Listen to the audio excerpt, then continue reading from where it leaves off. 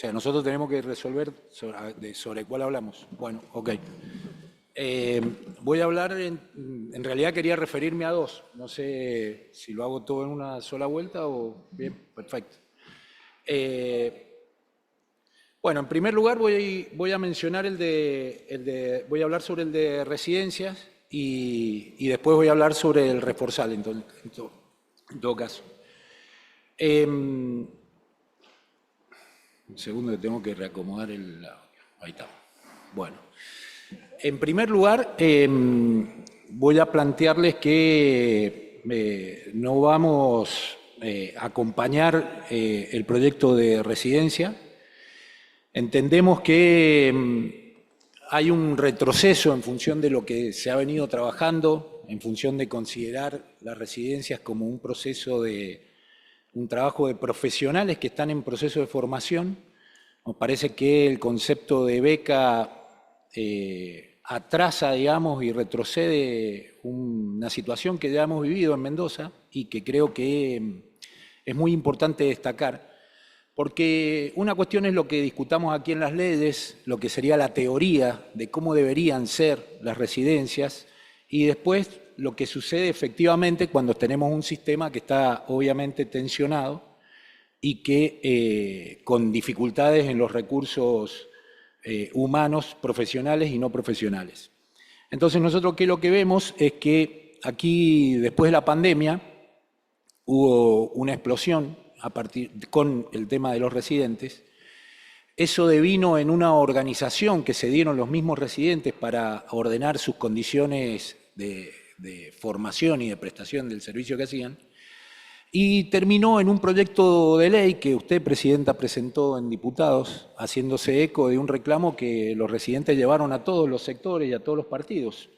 Porque es verdad, nosotros también tuvimos desde nuestro partido reuniones con ellos, hicimos aporte y finalmente tomaron la decisión de llevar esa presentación y hacerla a través de diputados. Usted el otro día dijo claramente que consideraba que las cosas habían cambiado y que haría este nuevo proyecto. No la quiero poner en ese compromiso, pero para nosotros, le digo sinceramente, las condiciones no han cambiado y probablemente empeoren, porque de hecho, como dice el filósofo Mauricio Macri, la gente está cayendo en lo público, digamos, y con el incremento de las prepagas y con el tema de los copagos, cada día más los mendocinos y mendocinos van a ir a atenderse a los efectores públicos.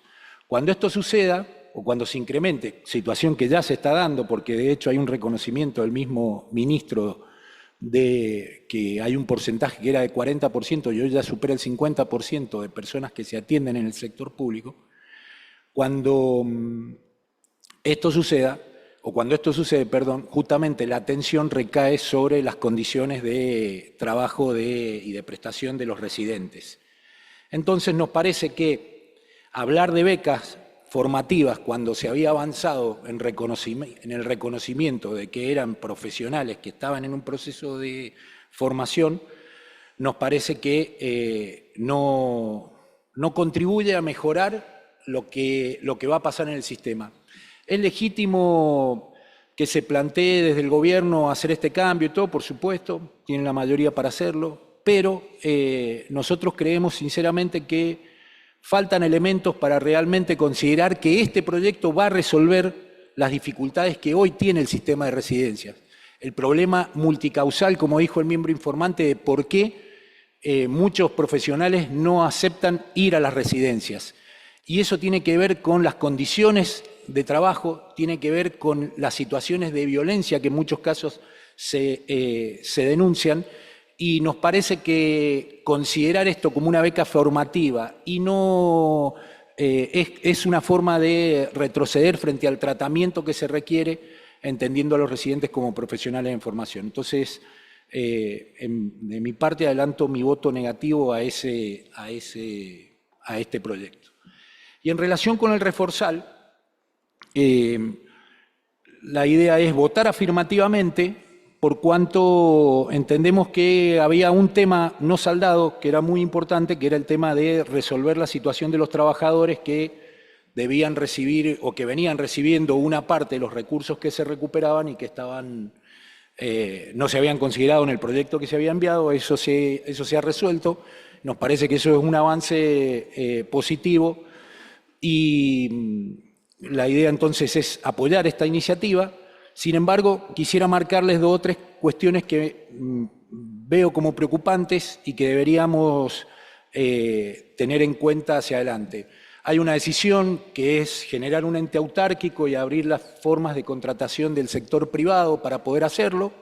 Eso nos parece que debería haberse priorizado la recuperación del mismo recurso humano que hoy se dedica al tema de los recuperos en los hospitales y hacer un organismo más público, digamos, y mejorar la eficiencia del sistema sin caer en esta doble modalidad de contratar personal por afuera, que nos parece que uno asigna un 5%, digamos, o sea, está estableciendo de movida ya que esos recursos que van a ser eventuales tienen que estar destinados al pago de salarios, con lo cual ahí nos parece que corremos un riesgo. Para que tengamos una idea, no hemos tenido números oficiales, le pido disculpas al presidente de la comisión si él los tiene y nosotros no, pero entiendo que no, y desde ya porque hemos trabajado muy bien, digamos, no hay ningún cuestionamiento en ese sentido, pero el único dato que trajeron, que entiendo que está validado, lo trajo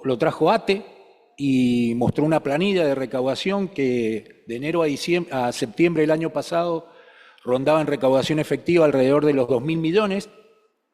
Entonces, sobre la base de eso, hay que estimar que lo que impacta ese 5%, digamos, que va a estar destinado a ese nuevo organismo que se crea en términos salariales, no es un monto menor, pero no tenemos idea de cuál es la dimensión que se pretende dar, cuánta gente se imaginan contratar, qué va a pasar con la cantidad de abogados.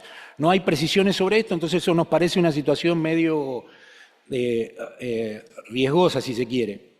Y la otra cuestión es que creo que el proyecto se ha mejorado en esa línea, pero me parece que este proyecto hay que ensamblarlo con el consejo asesor que pidió el ministro, que mandó como iniciativa y que nosotros hemos apoyado, para tener la gobernanza de todos los subsistemas.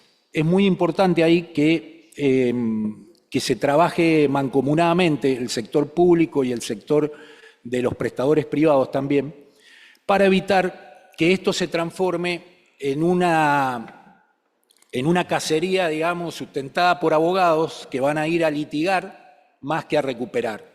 El proyecto habla de que se podrán firmar convenios, nos parece que hay que poner más énfasis en estimular que desde el gobierno se suscriban convenios con todos los prestadores para evitar justamente que los cobros por vía judicial sean el eje central y no sean por vía administrativa, que es lo que se debería, que es acordar con los distintos subsectores que en el caso de atender a alguien excepcionalmente, cómo se va a realizar ese recupero de manera inmediata, más rápida, más eficiente, y evitar, digamos, que esto se transforme insisto, en un tema de honorarios de abogados y no de recursos efectivos para los hospitales. Y planteo esto para finalizar porque creo que corremos un riesgo, que es caer en el espejismo, creer en el espejismo de que este sistema de recupero nos va a permitir ingresar mucha recaudación al Estado y con esto generar una recuperación financiera, si se quiere, o de recursos del sector público. Y la verdad que quiero comentarles un par de datos que vimos de un estudio que en su momento publicó la DICIT, que lleva la firma, entre otros profesionales, del doctor Carlos Tomás y de Enrique Quesada. Es un estudio que toma 10 años, desde el 2017 al 2018. No tengo datos más recientes porque los pedimos y la verdad que no los tuvimos. Hubo una charla cuando el senador Rostán planteó un tema del Shestakov y el ministro ahí comentó datos que nos parecieron que se parecían bastante a estos que voy a mencionar. Este estudio en su momento trabajó sobre 3 grandes efectores, sobre el Hospital Central, el Noti y el Lago Maggiore. Y dio que los egresos, por ejemplo en el Hospital Central, los egresos de gente que tenía cobertura implicaban el 21% de los recursos del hospital y el recupero era solo del 2%. En el caso del NOTI, era el 32% de los recursos del hospital lo que se gastaba en atender a gente con cobertura y solamente se recuperaba el 4%. Y en el Lago Maggiore los egresos representaban un 13%, había menos gente con prepagas y obras sociales que iban al lago, por supuesto, y contribuían solamente en un 2%. Cuando se comparaban los costos eran similares en los tres, la cantidad de estadías eran similares, o sea que había una diferencia muy grande. Cuando se comentó lo del Shestakov y se tiraron los números, ahí se habló de que el hospital, entiendo, no lo recuerdo porque no está escrito, pero lo que escuché, gastaba alrededor de 15.000 millones al año, y de esos el 25% de los egresados, digamos, del hospital eran del sector privado. ¿Qué quiero decir entonces? Que el riesgo que estamos corriendo es creer que por más que mejoremos el recupero, siempre el Estado, cuando atienda a un privado o a alguien que tiene una prepaga, va a estar financiando al sector privado. Por más que mejoremos sistemáticamente el recupero, salvo que digamos que vamos a cobrar a precio de mercado las prestaciones que realicemos, o sea que más allá de la decisión política que acompañamos, porque quiero decir que esto es lo que está pasando hoy, digamos, no es que va a pasar a partir de esto que va a hacer el Ministerio, la ventaja que tenemos es que al centralizarlo podemos tener una visión más sistémica.